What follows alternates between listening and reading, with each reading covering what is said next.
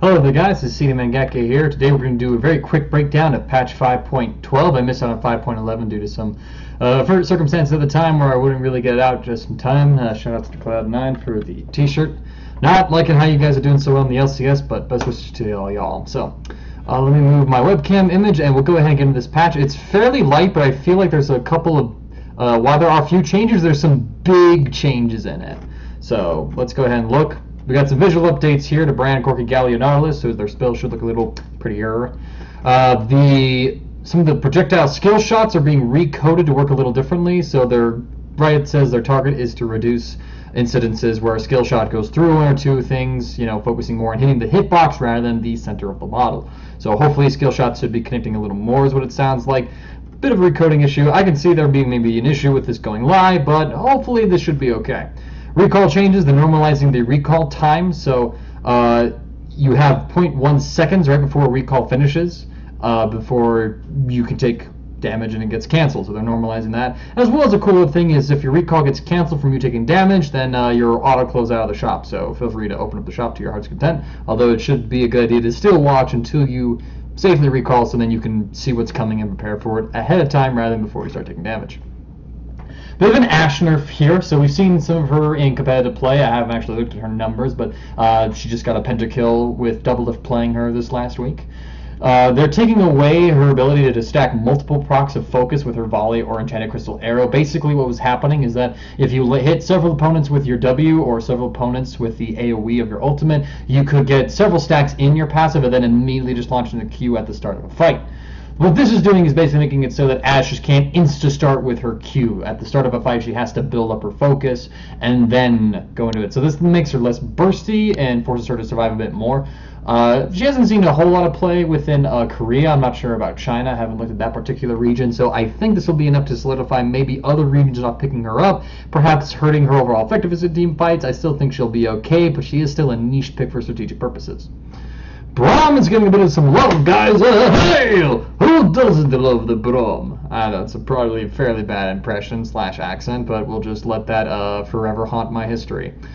He's getting a bit of a buff to his Q damage and his cost. These are some reverts to nerfs he received a long time ago, right? Claims a year ago. I have to look at the actual patch notes, but this will help him get a little more damage in lane as well as kind of keep up his spam harassing. So kind of nice to see Braum get some love.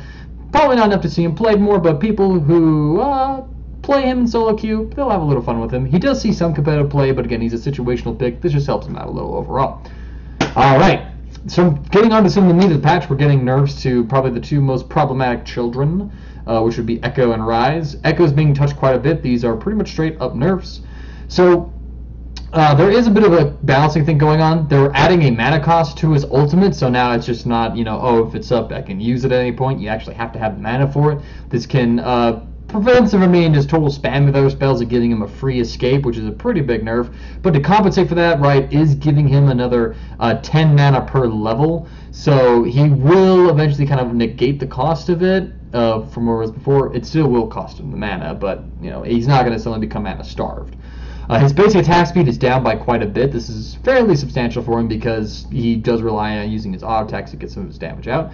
And then his attack speed growth per stat has been buffed just a little bit, so then over time there will reach a point in the game, I don't know what level it actually is, where it'll even out.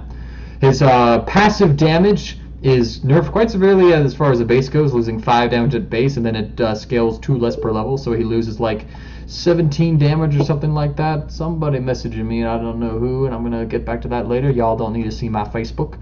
And then his Q initial hit ratio is down like by 10% of ability power, but the return hit is still up, meaning that Ekko players will get a little less return if they hit the initial, the first throwing of Q, but if it returns to you, it's still going to pack the same punch.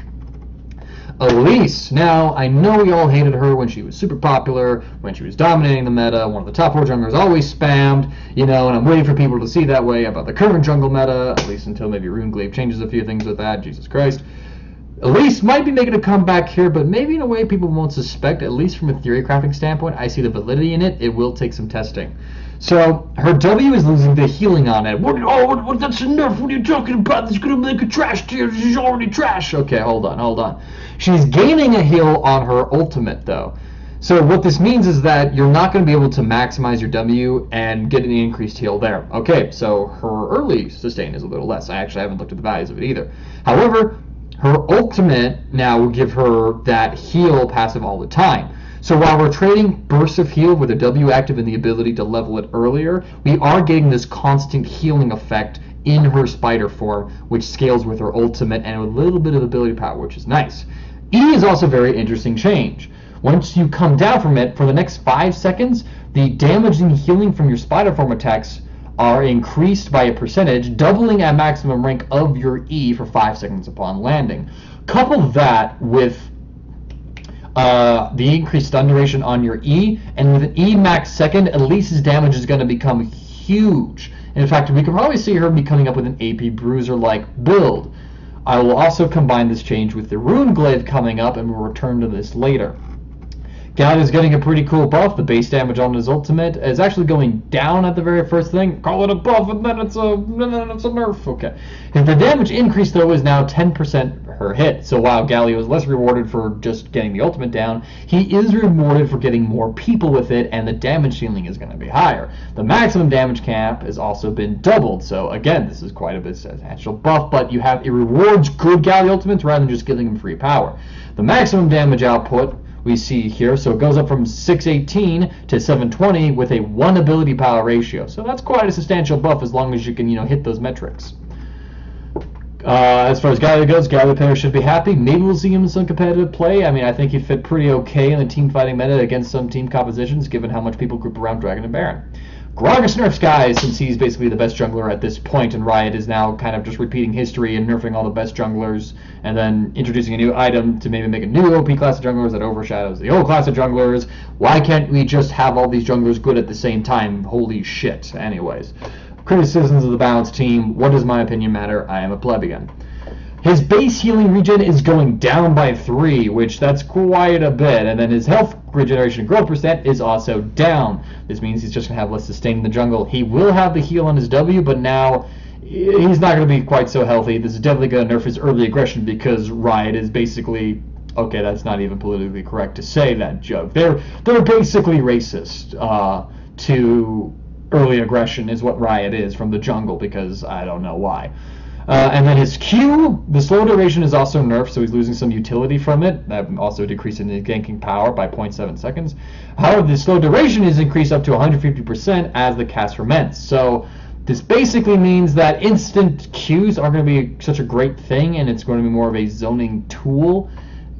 Basically a nerf. I think it'd be okay for him in the lane if he were to lane, but we don't see him do that, so we might not see a whole lot of Gragas jungle, or he's definitely at least going to take a hit in effectiveness. The E cooldown on a J4 is actually being lowered. This is fairly cool, actually. So once you pour points into it, it loses about 2 seconds total, and it no longer confuses the pathing of jungle monsters. Okay. So a little bit of buff to J4, not a whole lot to him. He's still an okay pick, but I mean, it's not like the pre-Cinderhulk days for him. Jax is getting some extra armor magic resistance with his ultimate. This combined with the tank mastery change, Tank Jax could be a pretty good thing, but most people want to do offensive masteries with him. Lex is getting some buffs here. The W, the shield is applied automatically, so for more consistent savings of yourself. The slow zone radius is being buffed. You can be recast in flight to detonate on arrival, so you can just instantly harass with it. That's a pretty good buff, actually. And then there's also a cool little light swirl to indicate when the ability is ready to be detonated. So there's a bit of a buff to Lux coming in, more about usability and feedback. Probably not going to see a competitive play. Still suffers from immobility. Solo Q, do a little better. Malphite had a bunch of changes in 5.11. These are following up on it, so we're seeing a bit of nerfs to him as far as the base damage of W goes, but now it has an armor scaling, so, and as well as the splash area being buffed, so as he builds armor like he wants to with most of his kit, he's going to get more damage out of it. And then you could see his brutal strikes through the fog of warp, so Malphite's getting a little bit of love, a little more effective, maybe against heavy AD compositions in competitive play, but those can be pretty bad as it is. Well, not really bad. Those can be fairly countered, and Malphite should be good for those. Ryze, about freaking time. Jeez, we couldn't just get a hotfix for this. What the actual hell? Anyways, moving on from the community aspect of it. So, general, Ryze's W and E do not cancel his active movement or attack orders. So I'm guessing, I'm trying to interpret that. You can't cancel autos. If you have an auto going, it doesn't cancel out of that. If you have another spell going, you can't just layer them all on top of each other, I'm guessing. I don't quite understand that change. Yeah. And then, so his passive duration is now limited to 2.5 seconds at first, instead of just being a flat 6. The passive stack duration lasts 10 seconds instead of 12, and the spell cooldown floor has been completely removed. And I actually really don't know. I guess that's the lowest cooldown reduction that can be there, I suppose. I'm a little confused about this one. I haven't looked at Ryze a whole lot, and I do apologize. If someone would like to explain it, I'll add a little note in the video. Q overload passive now. Here's the interesting thing. So as you level your Q, you increase the duration of your passive. And so what this basically means is that Riot is making it so that if players want to improve the utility of their passive, which is actually going to be buffed overall to 7.5 seconds after you hit about level 9 with Ryze and you're maxing Q first, you're going to be limited to your skill shot trading. Now, to help with that, they're also buffing the damage on it in the later ranks. A little bit nerf early on, at level 1, that is. The cost of it is now flat 40, so it's going to cost a little more early. And then the missile width will also increase. Basically, to get the most out of Q, you need to be maxing it first. So this prevents you from maxing out your E as well as your W. I don't know what people were doing before. I think it might have been a W or E max, but now you have to go for that skill shot. W root duration is being buffed actually early on, but it's being nerfed later on, so this is going to help his early game when he doesn't have as much access to it, but it's also going to help while it's hurting his late game just a little bit, excuse me. The base damage has also been increased, so now, but while the later damage is decreased, so basically you want to probably keep W as a 1-point wonder, and you can handle with that as you max your Q, then possibly your E second, and this should hopefully, I'm guessing by Riot's math, fix the perma root issues that we were seeing with Ryze before.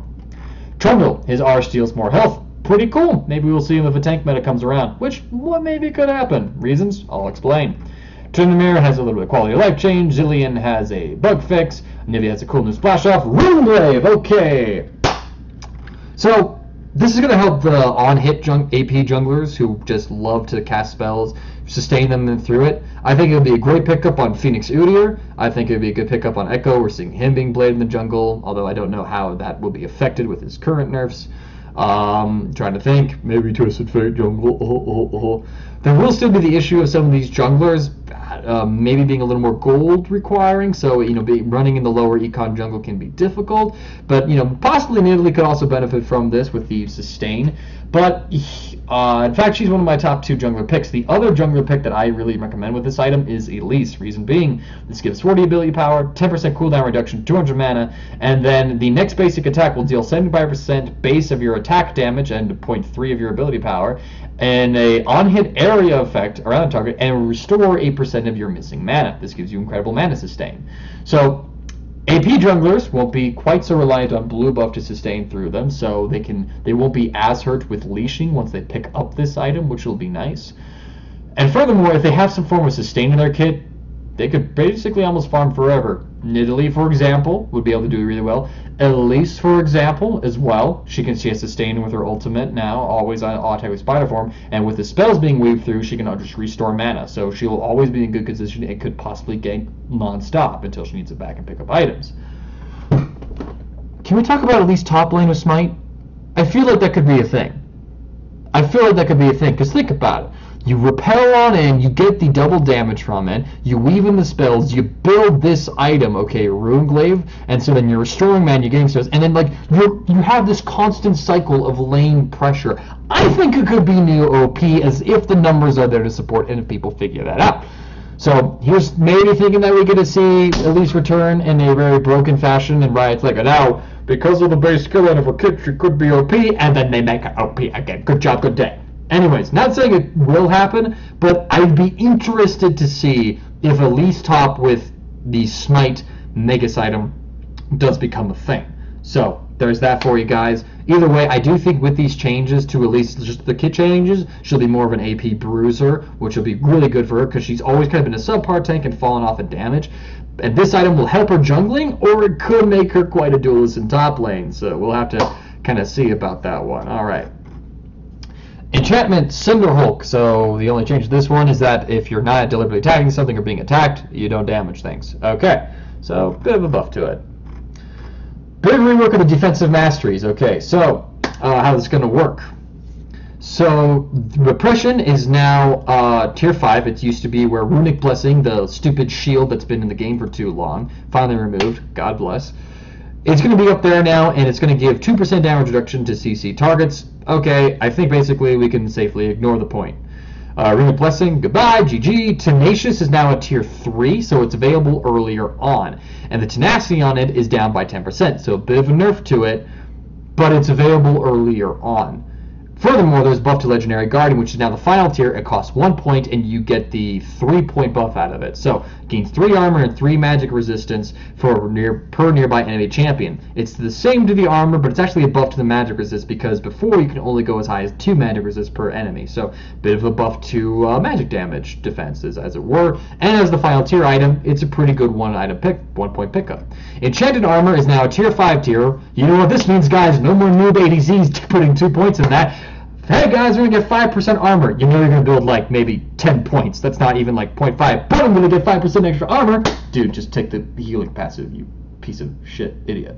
So, joking aside, it now requires 4 mastery points. It's a tier 5 pickup, and now the bonus armor and magic resistance are doubled in the final bonus from 5% to 10%. Holy shit, the bonus resistances that you're gonna get. That's pretty delicious. That's pretty delicious for tanks right now. Mundo, where are you, man? It's time for your beach party. Okay. Swiftness is now a tier 1 item. It costs 2 mastery points. And this is basically going where Enchanted Armor was before. And the slow resistances is now 7.5 and 15%. So this is pretty early on. Actually going to be able to help supports who are going like 0, 9, 21, which I think is the ideal mastery, being able to get a little more out of the defensive tree. With the free... Shout out to Monty and Doa for the analysis, I suppose. 7.5 and 50% slow resistance on a support with a bunch of extra movement speed, that's pretty big. So supports are going to love this particular pickup in general, and tanks are going to have access to the slow resistance earlier on, and it's going to be even greater. So tanks are harder to CC. Wait, CCing machines aren't affected as much by CC? Shit. However, we do have to say that there is some argument to be made that ADCs or carry champions who are going 21-9 could pick up this point if they feel like it. It'd be pretty good for them, actually. So there is that to consider. And then we have a new point to pick up. It's coming into tier 4. It's 1 mastery. Gain 4% of your bonus armor as magic resistance if you have more bonus armor than bonus magic resistance, or gain 4% of your bonus magic resistance as armor if you have more bonus magic resistance than armor. So what this basically means is that if you're building bonus armor and you got some magic resist, you're going to get a little magic resist. If you're building bonus magic resist, you have more armor, you're going to get a little more armor. This helps the dual hybrid nature of tanks becoming tankier. Tanks are going to be pretty freaking big after this one, because you got to consider that they're now going to get 10% bonus stats on that, and then whichever one they have less of, they get an extra 4% bonus. It's going to be a pretty shitty time to be an AD carry. Hopefully, though, with Cinderhulk maybe, Cinderhulk junglers maybe being culled in a little bit, we'll see a bit more variety. But either way, we could see quite a surge of top lane tanks that just don't freaking die. That's I'm being quite exaggerating with my analysis right here, but there is the potential for it. I'm interested to see it, and I think that these changes really solidify the defensive tree to be just monstrous take. I think that after this, it's going to just feel good. Just, oh, I'm a tank, motherfucker. That's what it's going to be like. So, professional analysis right now. I'm a tank, motherfucker. Summoner's Rift. Here's a big change for you, which I think is going to result in games ending a lot sooner. Nexus Towers in the base. Lasers no longer slow, and they no longer reduce the target's damage. This means it's easier to dive. It's easier to tank some shots for a brief moment, meaning that it's easier to break these towers down, as well as, I assume that these changes, first off, the slow and the damage reduction applied to minions. Minions will be able to damage these inner towers more. So the game is probably going to be a little more snowballing off of this. Dives will be a little more prevalent. China loves this change as far as just the playstyle goes for the competitive region. This is going to be pretty interesting to see. I don't know where this is going to go. But maybe we'll see less of this reliance on Baron to break the base down and the ability to die people and kill them. So there is that. Several bug fixes coming on in. Sticking to walls.